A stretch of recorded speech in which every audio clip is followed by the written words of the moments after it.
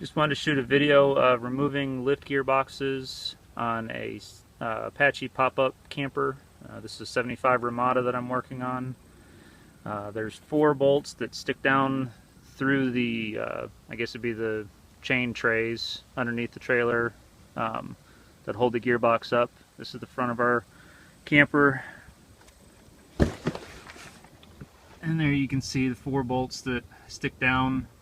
I believe they're carriage bolts, and they've got little retainer clips to keep them from going up inside the tracks.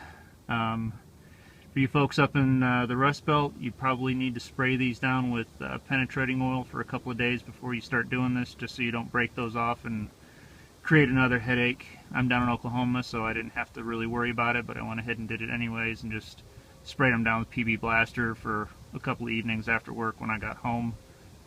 Nuts came off real easy. There's this little spring retainer clip that you got to take off, or you pull back on this collar and then you can get the gearbox to slip out of there. And I'm going to go ahead and open up the case and see what I find.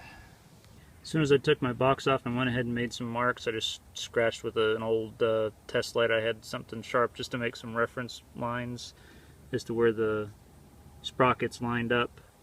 You can see, kind of see I made some scratches across the top just to try to make sure the timing was right when I put all this back together. This is the first time I've ever taken one of these apart, so I'm not sure if I'm doing this quite right, but this is what I've got. There's 4 screws that hold this case together. They're just little, like 832 machine screws. And you just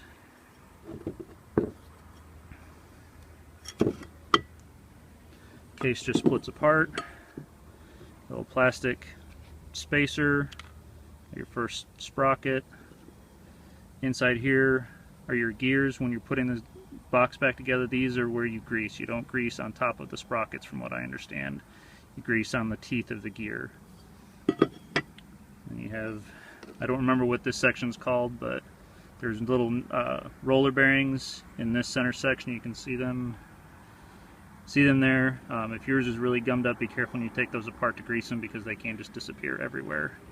And then you get another sprocket, and there's a roll pin you need to take out of that shaft.